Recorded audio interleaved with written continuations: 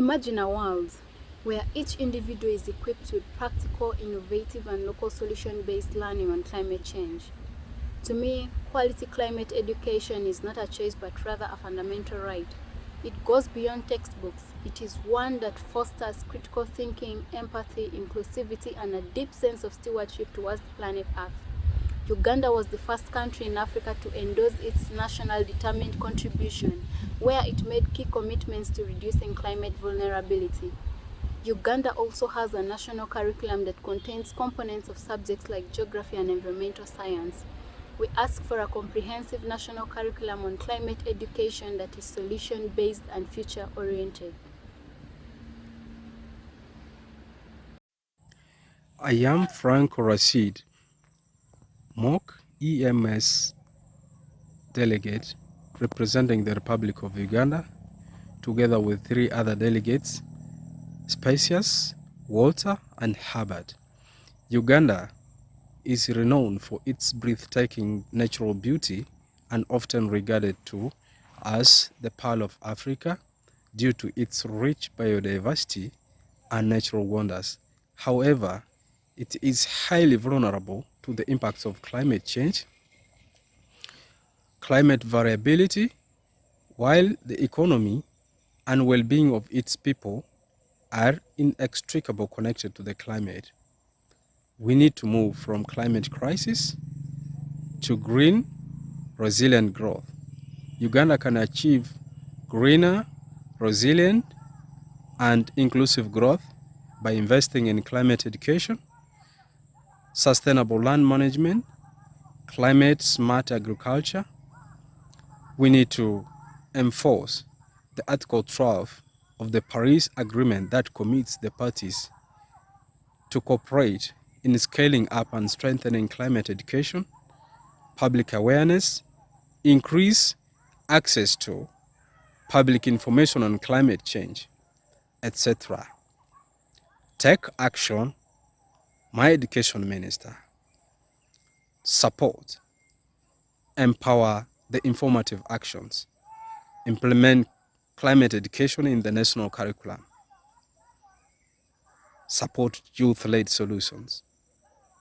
I say this for God and my country. Hello, Education Ministers Summit. My name is Hubbard Murungi and I live in Uganda. I'm an environment scientist. Today I want to speak to you about the impact of climate change in education in Uganda. Extreme weather events such as heavy rainfall, which is accompanied by flash floods, the hailstorm and strong winds, has destroyed education infrastructures in this country. For instance, schools, roads and bridges, all these have limited access to schools, hence affecting a child's education. Heavy rainfall has also created unsanitary conditions where children have no access to clean and safe drinking water, and also there has been increase in the spread of vector-borne diseases like malaria and waterborne diseases like diarrhea. On the other hand, drought has led to poor crop yields, hence leading to hunger and malnutrition among children. When a child is hungry, they cannot attend school. When they have no food at home, they cannot attend school. And also, many families in rural Uganda have resorted to marrying off their young girls because they cannot have money to buy food. So they give out their girls in exchange for food. I cannot really exhaust this, but I want to urge you, our education ministers and the national curriculum body, the National Environment Management Authority, to prioritize climate education. This should be practical and based on indigenous knowledge, and it should be assessed at every level of education in this country.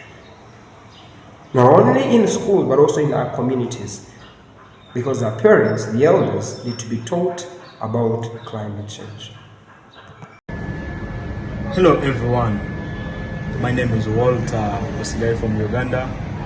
Climate education is very important because it enables our citizens and young people to become aware of the impacts and how to adapt and how to tackle the impacts of climate change.